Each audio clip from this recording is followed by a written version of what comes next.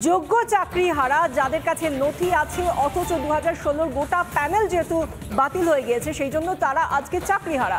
সেই যোগ্য চাকরি হারাদের পাশে দাঁড়িয়েছেন প্রধানমন্ত্রী নিজে এবং তারপরেই আমরা দেখলাম এসএসসির ইউটার্ন যে সোমবার যে সুপ্রিম কোর্টে হিয়ারিং হতে চলেছে তার জন্য তারা যোগ্য অযোগ্যদের তালিকা দিতে প্রস্তুত।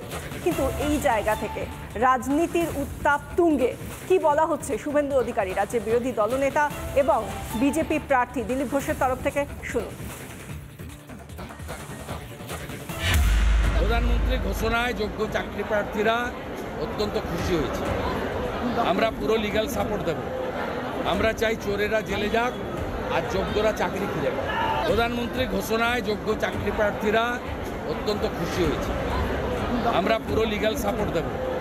আমরা চাই চোরেরা জেলে যাক আর যোগ্যরা চাকরি খুঁজে পাক। একটা স্ক্যাম হয়েছে। তৎকালীন এসএসসির প্রেসিডেন্ট চেয়ারম্যান বলেছিলেন যে 38,000 লোকের কাছ থেকে টাকা নেওয়া হয়েছে চাকরি যাওয়ার জন্য, আর 18,000 লোককে চাকরি দেওয়া হয়েছে। নিয়েও 18,000কে দেওয়া হয়েছে, বাকি 20,000 টাকা নিয়েও দেওয়া হয়নি। এবং এই যে প্রায় 26 লাখ লোকের যারা পরীক্ষা দিচ্ছেন ছেলেমেয়েরা, তাদের ভবিষ্যৎ অন্ধকার, তাদের মাত্র 5,000 লোক চাকরি হলো, বাকি ভুয়ো হয়ে গেল। এবং বলা হচ্ছিল কোনো ডকুমেন্ট নেই, তাদের কিছু করা যাবে না, ইত্যাদি ইত্যাদি। আজ মাননীয় প্রধানমন্ত্রী বলেছেন যারা যোগ্য তারা বঞ্চিত, তাদের জন্য আমরা লড়াই করব। আইনি লড়াই থেকে যা বলুন লড়ো, এটা মোদির গ্যারান্টি। বলার 1 ঘন্টার মধ্যে প্রেস কনফারেন্স করে এসএসসি বলেছে না, তথ্য আমরা বার করবো, আমাদের কাছে ডকুমেন্টস আছে, আমরা যারা সত্যি সত্যি হকদার তাদেরকে চাকরি দেবো। কেন হয়েছে? প্রধানমন্ত্রী একটা স্টেটমেন্টে হয়েছে। আর এই যে ভেতরে ভেতরে এত বড় দুর্নীতি হয়েছে, সরকারের সর্বোচ্চ স্তরে পর্যন্ত, সরকার মানে মন্ত্রী নয় মুখ্যমন্ত্রী পর্যন্ত আঙুল উঠেছে। একটা সরকার চোরদের বাঁচাবার জন্য পুরো শক্তি লাগিয়ে দিয়েছে। মুখ্যমন্ত্রী তার জন্য রাস্তায় হাঁটছেন, কোর্টে যাচ্ছেন, তিনি সভা করছেন, পদযাত্রা করছেন, কত সিরিয়াস ম্যাটার। আর কোর্ট তো এভিডেন্স চায় না, যতক্ষণ এভিডেন্স আপনার হাতে আসছে আপনি কিছু করতে, একজনকে অ্যারেস্ট করলেও ছেড়ে দিতে হবে। মমতা বন্দ্যোপাধ্যায় বলছেন যে এত লোকের চাকরি যাচ্ছে তাতে আপনারা নাকি খুব খুশি, আপনারা নাকি হাসছেন।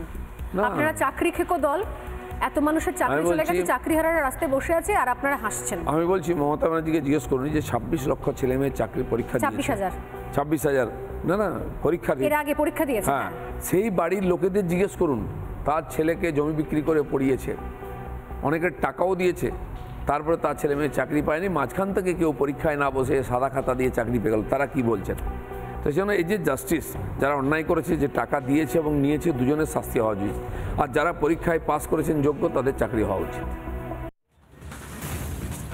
আমরা শুনলাম কি বললেন শুভেন্দু অধিকারী, কি বললেন আমাদের স্টুডিও এসে দিলীপ ঘোষ। আর এই জায়গা থেকেই আমরা একটা প্রশ্ন করব, রুদ্রাঙ্কর কাছে যাব। রুদ্রাঙ্ক, এই যে দুর্নীতি হয়েছে সেটা নিয়ে সত্যিই পাল্টা প্রশ্ন করার কিছু নেই, কিন্তু এই যে দুর্নীতিটা হলো, সেই দুর্নীতিটার দরজাটা খুললো কে? এখানে তো দেখা যাচ্ছে একের পর এক নাম, পার্থ চট্টোপাধ্যায়, তারপরে অর্পিতা মুখার্জি, কুন্তল, এমনকি মন্ত্রিসভা, এমনকি এসএসসি, সবকিছু তো একেবারে জগা খিচুড়ি হয়ে গিয়েছে। এই সিন্ডিকেটটার পেছনে আসলে লোকটাকে দেখুন, আমি একটা কথা বলি, আমি আবারও বলছি, এই বিজেপি সরকার মানুষের চাকরি খাচ্ছে, তার সাথে বাম জড়িয়ে রয়েছে। এরা রাজনৈতিকভাবে, আমি বলিনি রাজনৈতিকভাবে এরা লড়াইয়ে আসতে পারছে না। আমি আপনাকে বলছি, এই রাজ্যে যাদেরকে দেখা যায়নি আজ অবধি, তারাই রাজ্যে এখন ঘুরছে শুধুমাত্র ভোট চাওয়ার জন্য। আমি বলছি মমতা বন্দ্যোপাধ্যায় এখানে আছে, তাই মানুষের আস্থা আছে, কিন্তু এখন আমাদের সেনাপতি অভিষেক বন্দ্যোপাধ্যায় রয়েছে। অভিষেক বন্দ্যোপাধ্যায়ের গ্যারান্টি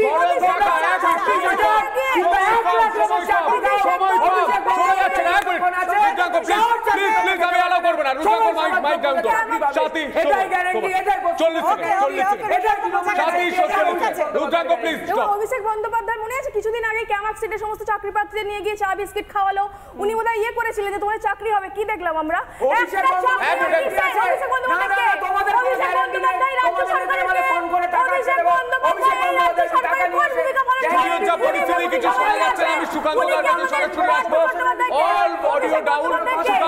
আপনি কি বলবেন? চাকরি চুরি হয়েছে, সেই চাকরি চোরেদের পাশে একটা রাজনৈতিক দল, একটা সরকার দাঁড়াচ্ছে, এটা হচ্ছে কি? সন্তু আমাকে প্রশ্ন করলে? হ্যাঁ, সন্তু, ঘটনা হচ্ছে একটাই যে দেখো, এখানে কিন্তু প্রধানমন্ত্রী মোদী যেটা বলছেন লিগাল সেল এবং সোশ্যাল নেটওয়ার্কিং সাইটের কারণটা কেন? কারণ যারা যোগ্য চাকরি প্রার্থী, তিনি বুঝতে পেরেছেন যে তাদের পরিবারের অবস্থা কি। কিন্তু তুমি প্রত্যেকটা বাড়িতে যাবে যারা চাকরি হারিয়েছে তাদের কাছে তাদের মানে একদম কি অবস্থা বাড়িতে, তারা কিরকম একটা বাড়িতে সামাজিক অস্থিরতায় ভুগছে, সামাজিক স্বীকৃতি হারিয়ে ফেলছে, তারা কি করবে? প্রধানমন্ত্রী যে আশ্বাস দিয়েছেন তাতে তারা অক্সিজেন খুঁজে পেয়েছে সন্তু, যে অক্সিজেনটা এতদিন পর্যন্ত দেওয়ার দরকার ছিল ফুল সার্ভিস কমিশনের এবং সঙ্গে আমাদের সরকারের। তার আগে অভিষেক নাম অভিষেক বন্দ্যোপাধ্যায় গ্যারান্টি দাম আছে না, দাম আছে, দাম আছে, দাম আছে। আরে তুমি অভিষেক বন্দ্যোপাধ্যায়ের নামটা তুমি তুললে আমি মনে করে দিই অভিষেক বন্দ্যোপাধ্যায়কে চোখে চোখ রেখে এই সন্তুমান প্রশ্ন করেছিল, আপনি প্রতিশ্রুতি দিয়েছেন চাকরি কবে পাবে চাকরি প্রার্থীরা, তিনি বলছেন আমি তো কোনো প্রতিশ্রুতি দিইনি, আর তার প্রতিশ্রুতি না দিলে তার গ্যারান্টি কি? আমি আপনাকে বলছি প্রধানমন্ত্রীর কোনো এরকম ধাপ্পাবাজি ছাড়ো। প্রধানমন্ত্রীর গ্যারান্টি নাকি কোটিপতি মূল্য নেই সন্তু, এমনটাই বলছেন রুদ্রাঙ্ক। কিন্তু সত্যি একটা প্রশ্ন উঠে আসে। সাথী, রুদ্রাঙ্ক, সুকান্ত বাবু, আপনাদের সবাইকে ধন্যবাদ। আমাদের এই ডিবেট এখানেই শেষ করতে হচ্ছে, কিন্তু একটা বিষয় বলতেই হচ্ছে, আজকের দিনে দাঁড়িয়েও 4 জন শিক্ষক যারা আজকে চাকরি হারা তারা কিন্তু অনশনে রয়েছেন। আজকে যৌথ সংগ্রামী মঞ্চের ব্যানারে তারা এখনো অনশন করছেন। তারা এরপর কোন দিকে যাবেন আমরা জানি না, আমরা খোঁজ নেব। কিন্তু এই জায়গা থেকে রাজ্যে যখন এত দুর্নীতি মুখোশ আস্তে আস্তে খুলছে, সেই জায়গা থেকে ভোটের আবহে হাওয়া ঠিক কীরকম? আমাদের সঙ্গে সিনিয়র এডিটর রবীন্দ্র সরোবর থেকে রয়েছেন শুভ্রাংশু চট্টোপাধ্যায়, এই মুহূর্তে রয়েছেন আমাদের সঙ্গে। শুভ্রাংশুর কাছ থেকে জানার চেষ্টা করব, শুভ্রাংশু, কলকাতার হাওয়া এই মুহূর্তে কেমন? হাওয়া কেমন জানতে আমরা শহরের আনাচে কানাচে বিভিন্ন জায়গায় ঘুরে বেড়াচ্ছি, রাজ্যের এ প্রান্ত থেকে ও প্রান্তে আমরা যাচ্ছি, আমরা কথা বলছি সাধারণ মানুষের সঙ্গে। আমরা এই মুহূর্তে দাঁড়িয়ে আছি রবীন্দ্র সরোবরে, চারিদিকে গাছ গাছালি ভর্তি, পুকুর, এবং এই জায়গাটা মনে হচ্ছে শহরের মধ্যে একটা যেন একটা প্রাণ আছে যে জায়গাটায়। তো এখানে অসংখ্য মানুষ, যা হয় আর কি, ইটকাঠের শহরের মধ্যে থেকে কিছুক্ষণের জন্য বাঁচতেও এখানে সাধারণ মানুষ জমায়েত হয়েছেন এবং তাদের সঙ্গে আমরা কথা বলবো।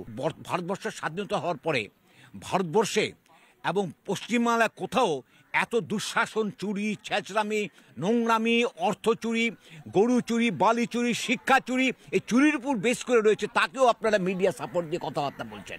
পজিটিভ কথা হচ্ছে, পজিটিভ কথা যেটা ঘটনা ঘটছে, দুধকে দুধ বলা, জলকে জল বলা,